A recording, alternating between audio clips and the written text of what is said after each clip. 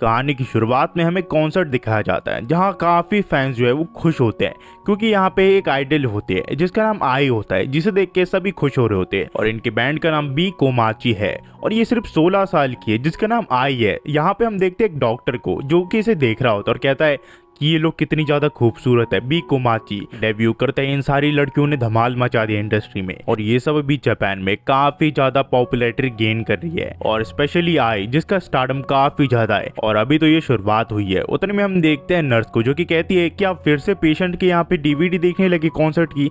ये कहता है कि पेशेंट के लिए अच्छा है, वो अच्छी चीज देखेंगे तो तुम उनके हेल्थ पे भी असर पड़ता है। नर्स कहती है कि बहाने देना बंद कीजिए, जिसके बाद वो कहती है मेरे को आप कुछ न्यूज दिखानी है, जिसके बाद उसे पता चलता है आई ने कुछ दिन के लिए रिटायरमेंट ले लिया है क्योंकि उसकी थोड़ी तबीयत खराब है। यहाँ पे रोने लग जाता है। नर्स फिर कहती है मुझे लगता है कि आप सचमुच नॉलिकॉन्स में हो। ये कहता है ऐसी कोई बात नहीं है, मेरे अपने रीजंस है।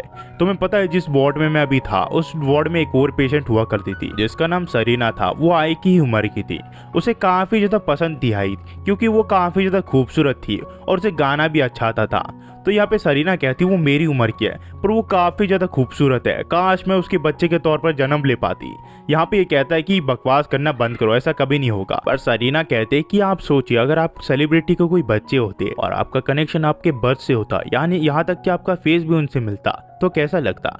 ये कहता है कि तुम्हें दोबारा से जन्म लेने की कोई जरूरत नहीं है, तुम ऐसे ही खूबसूरत हो और एक बार तुम यहाँ से डिस्चार्ज हो जाओ, तुम आइडल बन सकती हो और मैं तुम्हारा फैन बनूंगा। तो सरीना कहते हैं कि मुझसे शादी कर लो। तो ये कहता है अगर तुम 16 साल की हो जाओगी तब मैं थोड़ा सोचूंगा। सरीना कहती है 16 साल, लगता है मैं उतनी जी नहीं पाऊंगी।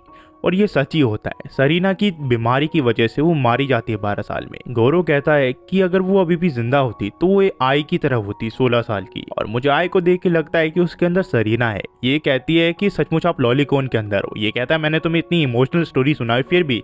ये कहती है कि आप अपनी डिजायर कहीं सरीना के नाम पे तो नहीं निकाल रहे हो। ये कहता है ऐसी कोई बात नहीं है। नर्स फिर गौरव से कहती है कि वो आई नाम की लड़की अगर आपको डेट के लिए पूछे कि आप उसे डेट करोगे, ये इसका सवाल का जवाब नहीं देता और यहाँ से चले जाता है। गौरव फिर पेशेंट्स का चेकअप करने के लिए चले जाता है। इस पेशेंट का सर नेम होशिनो होता है और वो ये लड़की होती है जो कि 16 साल की होती है और ये 20 हफ्तों से प्रेग्नेंट होती है। ये कहता है ये लड़की 16 साल की है और ये अब प्रेग्नेंट है, क्या तुम इसके पिता हो। तो आदमी कहता है मैं सिर्फ पेपर्स में हूँ, आप मुझे इसका गार्डियन या फिर गारंटी मान सकते हो। ये कहता है ये लड़की अनाथ आश्रम में बड़ी हुई है। जिसके बाद ये सोचता है ये स्टोरी तो मैंने कहीं सुन रखी है। फिर उतने में वो लड़की अपना कैप निकालती है और ये देखता है ये तो इसकी रोल मॉडल है आई। ये शौक में चले जाता है। जिसके बाद वो आदमी से पूछता है डॉक्टर बताइए कुछ प्रॉब्लम तो नहीं है ना। ये कहता कोई प्रॉब्लम नहीं। तो आई कहती देखा मैंने क्या कहा था। गौरव फिर कहता है मुझे सब चीजों की तैयारी करनी पड़ेगी, आप यही वेट कीजिए मैं आ रहा हूँ। फिर गौरव जो है वो आई को देखता है और कहता है कि नहीं मैं बिल्कुल धोखा नहीं खा सकता, ये मेरी रोल मॉडल आई है, ये काफी ज्यादा क्यूट है। नहीं ये कैसे हो सकता है, मेरी रोल मॉडल प्रेग्नेंट हो गई है, ये कैसे हो सकता है। यहाँ पे फिर ये सोचता है कि ये कैसे हुआ और ये काफी ज्यादा शॉकिंग होता है। इसी वजह से वो उल्टी करने वाला होता है। फिर जो डायरेक्टर होता है कंपनी का आई के, वो इससे पूछता है कि मैं प्रेसिडेंट होने के नाते जो है वो तुमसे पूछना चाहता हूँ इसका फादर कौन है। ये कहती है ये एक सीक्रेट है। फिर इसके बाद आई का जो चेकअप है वो चालू हो जाता है। यहाँ पे 20 हफ्तों की प्रेगनेंसी के बाद इन्हें पता चलता है कि आई के जो है वो ट्विंस होने वाले हैं। यहाँ पे आई काफी ज्यादा खुश होती है। जो प्रेसिडेंट होता है वो आई को कहता है क्या सचमुच तुम इन दोनों बच्चों को चाहती हो आई, अगर ये बात बाहर चलेगी कि तुम 16 साल की और प्रेग्नेंट हो तो ना ही तुम्हारा करियर, मेरी कंपनी भी बर्बाद हो जाएगी। जिसके बाद वो पूछते हैं कि आपका क्या कहना है इस डॉक्टर। गौरव कहता है ये तुम्हारे ऊपर है, ये तुम्हें डिसाइड करना है, डॉक्टर होने के नाते मैं सिर्फ इतना नहीं कह सकता हूँ। गौरव फिर वेंडिंग मशीन से या जूस पीने लग जाता है तो वो देखता है कि टीवी पे एक आइडल ने एक मोटे आदमी से शादी कर ली होती है जो कि अमीर होता है। तो कुछ बच्चे बात कर रहे होते कि अभी मैं मर गया तो मैं अभी उसका बच्चा बन के जन्म ले सकता हूँ। दूसरा दोस्त उसे कहता है कि ये काफी ज्यादा बेकार होगा, क्या तुम ये सहन कर सकते हो कि एक आइडल जिसका पति और बच्चा हो वो आइडल रहेगी तुम्हारे लिए। गौरव फिर फैन के नजरिए से सोचता है के लिए कि अगर तुम किसी से प्यार करती तो काफी अच्छा होता, पर अगर तुम इन बच्चों को जन्म दे रही हो तो तुम वो आइडल नहीं रहोगी मेरे लिए और शायद ही मैं तुम्हें सपोर्ट कर पाऊँ। आई फिर रूफ टॉप में आ जाती है और कहती है कि प्रेसिडेंट ने बिल्कुल सही कहा था, ये जगह काफी अच्छी है। तो गौरव उसे कहता है कि तुम यहाँ पे इसलिए आई हो ना ताकि तुम्हें टोक्यो में कोई पहचान ना पाए। ये कहती है मैंने आपको अपना काम बताया है क्या। ये कहता है ऐसे कोई बात नहीं है, बहुत पहले मेरी एक पेशेंट हुआ करती थी जो कि तुम्हें काफी ज्यादा पसंद किया करती थी। आई कहती है कि लगता है मेरी फैन फॉलोइंग काफी ज्यादा है, मुझे नहीं लगा था कि इस कंट्री साइड में भी लोग मुझे पहचानेंगे। पर पता है क्या, मैं हमेशा से एक फैमिली की चाहती थी क्योंकि मैं अकेली एक अनाथ आश्रम में बड़ी हुई हूँ। जिसके बाद ये कहता है क्या तुम एक आइडल बनने से रिटायर ले लोगी। ये कहती है कि ऐसा बिल्कुल नहीं है, मैं इसे पब्लिक में कभी भी आने नहीं दूंगी कि मेरे पास 2 बच्चे हैं। आपको पता है एक आइडल बनने में क्या ही सबसे अच्छी बात है कि आइडल हमेशा झूठ बोलती रहती है और झूठ पे ये इंडस्ट्री कायम है और झूठ से ही लोगों को अच्छा लगता है। अगर आपने सच बोल दिया तो वो उदास हो जाएंगे और आप एक आइडल के तौर पे उन्हें हमेशा खुश रखना चाहते हो। और आपका क्या, आप भी तो खुश रहना चाहते हो। तो मैं एक मदर के तौर पे भी अपनी लाइफ जीना चाहती हूँ और एक आइडल के तौर पे भी, और मैं दोनों चाहती हूँ। यहाँ पे भी ये सोचता है कि लड़की काफी ज्यादा बहादुर है। मुझे नहीं लगा था ये जैसे एक मॉडल इतनी ज्यादा बहादुर होगी। जिसके बाद ये कहता है कि मैंने फैसला कर लिया है, मैं तुम्हारी खुशी के लिए तुम्हारी मदद करूंगा ताकि तुम इन दोनों बच्चों को अच्छे से जन्म दे पाओ। आखिरकार तुम एक हेल्पलेस आइडल हो और मैं एक हेल्पलेस फैन, और मैं हमेशा से तुम्हारी हेल्प करना चाहूंगा। गोरू फिर आई को समझाता है कि अगर तुम्हें ये दोनों बच्चे चाहिए तो तुम्हारी सर्जरी करनी पड़ेगी, जिसकी वजह से तुम्हारे पेट में कट लग जाएगा, अदरवाइज नेचुरल तुम्हारी डिलीवरी होगी। यहाँ पे ये कहती है कि ठीक है, मैं नेचुरल डिलीवरी करने के लिए तैयार हूँ। फिर देखते हैं हम धीरे धीरे वक्त बीतना चालू हो जाता है। यहाँ पे आई काफी ज्यादा खुश लग रही होती है। हम देखते हैं कुछ दिन पहले जहाँ पे आई बच्चों को डिलीवरी करने वाली होती है, तो ये कहता है अगर मैं ना आ पाऊँ तो किसी और डॉक्टर से डिलीवरी करवा लेना। ये कहते हैं कि नहीं, मुझे आप ही चाहिए। गौरव कहता है चिंता मत करो, मैं मजाक कर रहा था और मैं वक्त पे आ जाऊंगा। गौरव फिर हॉस्पिटल के बाहर आ जाता है और सोचता है क्या इस डिलीवरी के बाद हम दोनों का रिश्ता खत्म हो जाएगा और हम फैन और आइडल दोनों वापस से बन सकेंगे। पर उतने में एक आदमी कहता है होशिनो तुम्हारे यहीं पे ना, और तुम उसके डॉक्टर हो ना। ये कहता है तुम उसके बारे में कैसे जानते हो और तुम उसका फैमिली नेम कैसे पता, जबकि ये तो पब्लिक किया ही नहीं है, तुम क्या स्टॉकर हो। वो लड़का इसको कुछ जवाब नहीं देता और यहाँ से भागने लग जाता है। तो गौरव उसका पीछा करता है और कहता है कि अगर ये बात फैल गई तो आई के लिए बुरा रहेगा। पर ये किसी तरह माउंटेन के यहाँ पे आ जाता है और वो लड़का इसे उस माउंटेन्स के ऊपर से धक्का देता है, जिसकी वजह से गौरव की यहाँ से जान चली जाती है। पर मरने से पहले सोच रहा होता है कि मैंने आई को वादा किया था मैं उसके बच्चों को डिलीवरी दूंगा। पर हम देखते हैं कि डिलीवरी किसी और डॉक्टर ने करवा दी होती है और उसके पास हेल्दी बच्चे होते हैं। गौरव को लगा था कि वो मरेगा तो हेल में जाएगा, पर जब वो उठा तो वो हेवन में था, वो आई का बच्चा बन चुका है। गौरव का नाम अब एक्वा मैरीन है, जिसे हम एक्वा भी कह सकते हैं। यहाँ पे इसे कुछ समझ नहीं आ रहा होता, पर यहाँ पे ये कहता है कि मुझे थोड़ा टाइम लगा, पर मुझे ये रिकार्नेशन का मतलब पता चला। पिछली लाइफ में मर तो गया, पर पिछली लाइफ की मेमोरी जो है वो इस लाइफ में दोबारा आ गई।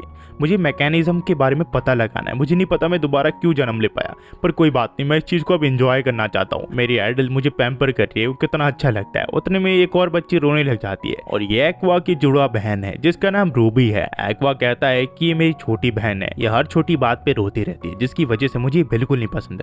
काश ऐसा होता, इसकी जगह कोई और होता। उतने में यहाँ पे प्रेसिडेंट आ जाता है कंपनी के, जिनका नाम इचिदो सईतो है, जो कि कहते हैं आई मुझे मेरे सही नाम से बुलाओ। दरअसल आई की पुरानी आदत है, वो किसी को भी उसका नाम से नहीं बुला पाती क्योंकि वो उसका नाम ही भूल जाती है। इचिगो फिर कहता है कि ये तुम्हारा शेड्यूल है और तुम्हें कुछ ही दिनों में यहाँ पे अपना शो स्टार्ट करना है। यहाँ पे इसकी वाइफ भी यही होती है जिसका नाम मियोको होता है।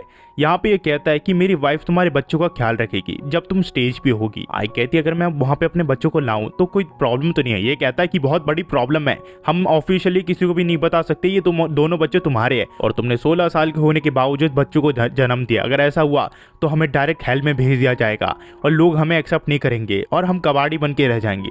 ये कहती है कि चिंता मत करिए, मैं ऐसा बिल्कुल नहीं करूंगी। फिर हम देखते हैं आई का जो शो है वो शुरू हो जाता है और उसकी शूटिंग भी। एक्वा ये सब टीवी पे देख रहा होता है और कह रहा होता है कि ये काफी ज्यादा मजेदार है, कि आई काफी अच्छा कर रही है, आई काफी अच्छा गाना गा रही होती है और एक्वा को भी मजा आ रहा होता है। वो कहता है कि मुझे अच्छा लग रहा है, मुझे अब तो इतनी खुशी हो रही है कि उस मर्डर ने जिसने मेरा मर्डर किया मैं उसको थैंक्स कहना चाहता हूँ। पर ये सोचता है ये सचमुच आई को नॉर्मल बच्चों की डिलीवरी करवाना चाहता था, पर ये सुपर नेचुरल पावर्स के खिलाफ तो नहीं जा सकता। अभी के लिए मैं तो सिर्फ ये एंजॉय करना चाहता हूँ। उतने में हम देखते हैं इसकी छोटी बहन उठ जाती है। यहाँ रूबी कहती है तुमने मुझे उठाया क्यों नहीं? मामा कितनी क्यूट लग रही है, तुम्हें पता है कितनी ज्यादा क्यूट है वो। मेरे हिसाब से दुनिया में ऐसा कम ही लोग होंगे जो इतनी ज्यादा क्यूट होते हैं। रूबी कहते हैं कि लाइव ब्रॉडकास्ट सबसे बढ़िया होते हैं और तुमने मुझे उठाया क्यों नहीं? इस बॉडी को अभी भी मैं कंट्रोल करना सीख रही हूँ, हमें एक दूसरे की मदद करनी चाहिए। यहाँ पे फिर कहता है ये डमी मेरी छोटी बहन है और ये एक और इंसान है जो कि मेरे साथ दोबारा से जन्म ले पाई है। दरअसल एक्वा ने रूबी को रंगे हाथ पकड़ लिया था एक रात को जब वो कमेंट के रिप्लाई दे रही थी जो कि आई को हेट करते हैं। एक्वा कहता है मुझे लगता है मुझे सचमुच आई की नॉर्मल डिलीवरी करा देनी चाहिए थी, मैं बिल्कुल बेकार था। वहीं पे हम उस मर्डरर को देखते हैं जो कि आई का ओताकू फैन होता है। वो कहता है आई तुमने मेरे साथ ऐसा क्यों किया? हमें फिर आई को दिखाया जाता है जो कि यहाँ पे एक्वा को प्यार कर रही होती है। वो कहती है कि तुम्हें भूख लगी है और वो उसे दूध की बोतल पकड़ा देती है। वहीं पे रूबी आ जाती है जो कि ब्रेस्ट से दूध पीती है। यहाँ पे एक्वा सोचता है ये कुछ ज्यादा नहीं हो गया, तुम काफी ज्यादा अजीब कर रही हो। यहाँ पे ये एक्वा को चढ़ा रही होती है। एक्वा फिर पूछता है तुमने ऐसा क्यों किया? रूबी कहती है तो नॉर्मल बात है, जो छोटे बच्चे वो अपनी माँ की ब्रेस्ट से दूध पीते ही है। एक्वा कहता है ऐसा है तो फिर ठीक है। जिसके बाद रूबी कहती है ये थोड़ा अजीब नहीं हुआ क्योंकि तुम मेंटली काफी ज्यादा बड़े हो और तुम उसकी ब्रेस्ट से दूध पियोगे तो थोड़ा अजीब नहीं लगेगा तुम्हें और एम्बेरस नहीं फील होगा? यहाँ ये कहती है कि मुझे डायपर बदलना है, तुम उधर जाओ। और रूबी रोने लग जाती है। उतने में मियोको आती है जो कि इसका डायपर चेंज करते है और कहती है कि मैं इस जॉब में कैसे फंस गई। मैंने अपने हस्बैंड से इसलिए शादी की क्योंकि वो प्रेसिडेंट थे कंपनी के, और मैं चाहती थी मैं किसी हैंडसम यंग लड़के से शादी करूं और इसे डाइवोर्स देगी, पर मुझे अब बेबी सिटिंग करनी पड़ रही है। मैं ये ऐसा क्यों करूं, मैं इस चीज़ में क्यों फंसूं। ये फिर सोचती है ये आई को फंसा देगी फोटो खींच के, और इससे ये काफ़ी ज़्यादा पैसे कमाएगी। ये फिर यहाँ पे ये फिर फोटो खींचने लग जाती है। ये दोनों सोचते कि हम क्या करें। एक्वा कहता है चिंता मत करो, मेरे पास कुछ आइडिया है। जिसके बाद ये दोनों एक जगह बैठ जाते हैं और पीछे एक लाइट जला देते हैं और कहते हैं हम गॉड मैसेंजर्स है और जो तुम कर रही हो वो बिल्कुल गलत है। पर मियोको सोचती है कि ये दोनों बच्चे बात कैसे कर सकते हैं, हमारे साथ मजाक मत करो। मुझे पता है कि कोई ना कोई पीछे छुपा है और मेरे साथ मजाक कर रहा है। पर तन में रूबी कहती है कि तुम्हें लगता है कि हम मजाक कर रहे हैं, हम गॉड के दूसरे अवतार है जो कि यहाँ पे इंसानों की मदद करने के लिए आए हैं, और आई को गॉड्स ने चुना है ताकि वो एंटरटेन हो सके। और अगर तुमने ऐसा कुछ भी करने की कोशिश की जिससे हमें तकलीफ हुई तो तुम नर्क में सड़ोगी, और तुम्हारे साथ क्या होगा वो तुम ही जानोगी। मियाको को इसकी बात पे यकीन हो जाता है और कहता है कि मुझे माफ कर दो। ये कहते हैं कि ठीक है, तुम एक चीज कर सकती हो, तुम इस मदर का और हमारा जो है वो सीक्रेट छुपा के रख सकती हो, और शायद फ्यूचर में तुम एक अच्छे लड़के से शादी कर पाओ। ये कहती है ऐसी है तो फिर ठीक है। फिर हम देखते हैं ये दोनों खुश हो जाते हैं क्योंकि इन्होंने इसे बेवकूफ बना दिया। या फिर हम एक्वा को देखते हैं जो रूबी को यहाँ पे सुला देता है। रूबी को देख के और उसकी बात सुन के उसे ऐसा लगता है कि ये सरीना है, पर ये सोचता है ऐसा बिल्कुल नहीं हो सकता। उसने कहा तो था वो दोबारा से जन्म लेना चाहती है, पर मेरे हिसाब से ऐसा बिल्कुल नहीं हो सकता कि सरीना दोबारा से जन्म ले पाए। उतने में इसकी बहन उठ जाती है और कहती है क्या तुमने मुझे बुलाया।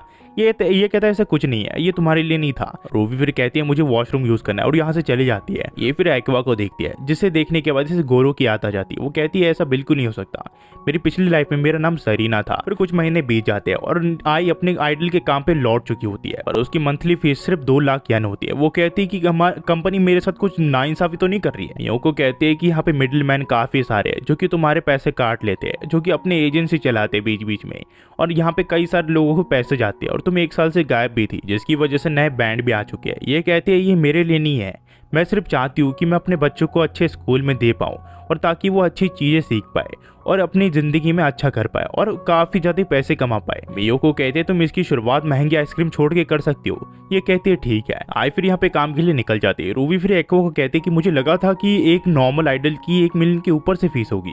ये कहता है कि 1 मिलियन से काफी ज्यादा होती है, और वो सारे पैसे हर किसी में बांट दिए जाते हैं, जैसे कि टीवी ब्रॉडकास्टिंग, सॉन्ग, मर्चेंडाइज बेचना, उन सब में बांट दी जाती है। इसी वजह से आइडल को काफी कम पैसे मिलते हैं। रूबी कहती है सारे ओताकू को अपने लिवर बेच देने चाहिए आई के लिए, तभी आई को सुकून मिलेगा और वो पैसे कमा पाएगी। एक्वा कहता है दिन में सपने देखना बंद करो और ये भयानक सपने बिल्कुल मत देखो। एक्वा फिर मियाको से पूछता है क्या मैनेजमेंट ठीक से मार्केटिंग नहीं कर पा रही है क्या। ये कहता है ऐसी बिल्कुल बात नहीं है, एक आइडल अपने ग्रुप के नाम से जानी चाहती है, और मार्केट में कुछ सालों में नए नए आइडल आते रहते हैं, और कोई अकेला भी उतरता है जो काफी ज्यादा फेमस हो जाता है। और एक बार आइडल बनने के बाद आप रिटायर हो जाते हो, उसके बाद आपको कई सारी और काम करने पड़ते हैं। मैंने तो ये तक सुन रखा है कि कई सारी आइडल्स जो है वो वेटर्स का काम करते हैं। ये दोनों सोचते हैं कि टोक्यो सचमुच काफी ज्यादा डरावनी जगह है। मियोको फिर इन दोनों को बताती है कि एक आइडल बनना एक आसान बात है, पर वो आइडल कैसे चमकती है वही आपके ऊपर डिपेंड करता है। अगर आप आइडल हो और अगर आप और दूसरे आपको काफी ज्यादा पसंद कर रहे हैं तो वही आप इस मार्केट में टिक सकते हो, वरना आपकी जगह कोई और ले लेगा। वहीं पे हम देखते हैं आई को, जहाँ उसकी दोस्त पूछते हैं कि आई तुम ठीक तो हो ना। वो कहती है मैं बिल्कुल ठीक हूँ, मुझे कुछ नहीं हुआ,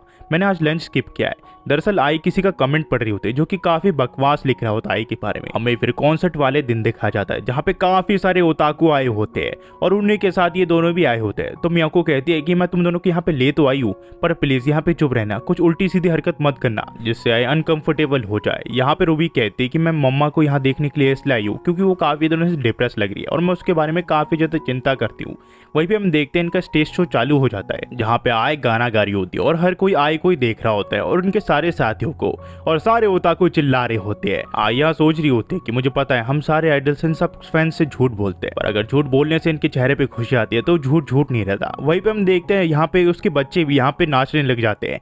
यहाँ पे सभी लोग इन दोनों ही बच्चों को देखने लग जाते हैं और हर कोई इनकी वीडियो बना रहा होता है। मियाको को समझ नहीं आता ये वो क्या करे। यहाँ पे इन दोनों को देख के आई भी काफी ज्यादा खुश हो जाती है, उसके चेहरे पे स्माइल आ जाती है। ये फिर देखते घर जाके कि उस वीडियो पे 2 मिलियन व्यूज आ चुके हैं जहाँ पे ये दोनों बच्चे नाच रहे थे। आई फिर देखते हैं कि काफी सारे लोग जो है वो आई की फोटो डाल के कमेंट कर रहे होते हैं कि आई के चेहरे में आज जो स्टेज में स्माइल थी वो काफी अच्छी थी और यही फैंस को चाहिए, आई हमेशा खुश रहे। फिर देखते देखते 1.5 साल बीत जाते हैं जिसके बाद ये दोनों अब चलने लग चुके होते हैं। होते हैं और अब ये बोल और चल सकते हैं, जिसकी वजह से आई को इनके ऊपर शक नहीं होगा। पर यहाँ पे रूबी एक ऐसा वर्ड बोल देती है जो कि बड़े बोलते हैं और रूबी को लगता है वो पकड़े जाएंगे। पर यहाँ पे आई कहती है लगता है तुम दोनों काफी ज्यादा स्मार्ट हो। एक्वा फिर मन में सोचता है मुझे लगा था हम सब अपनी एक नॉर्मल लाइफ जी पाएंगे, पर मुझे नहीं लगता हम नॉर्मल लाइफ जी पाएंगे, क्योंकि आई के जेनेटिक्स हम दोनों के अंदर है, जिसकी वजह से हम ज्यादा देर तक कुछ छुपा नहीं सकते। फिर जो कहानी हुई यहाँ से टू बी कंटिन्यू हो जाती है। अगर आप यहाँ तक देख रहे हो तो प्लीज लाइक एंड सब्सक्राइब कर देना, हम ऐसी वीडियो लाते रहते हैं। अगर आपको हमारा चैनल पसंद आया तो लाइक एंड सब्सक्राइब तो कर ही देना गाइस। एंड यार एक और चीज़ है, मैं जल्दी ही कई सारी और एनिमीज लाने वाला हूँ और आपको ये कैसी लगी एनिमी आप बता सकते हैं, क्योंकि अभी इसकी रेटिंग काफ़ी हाई चल रही है और ये इमोशनल स्टोरी है।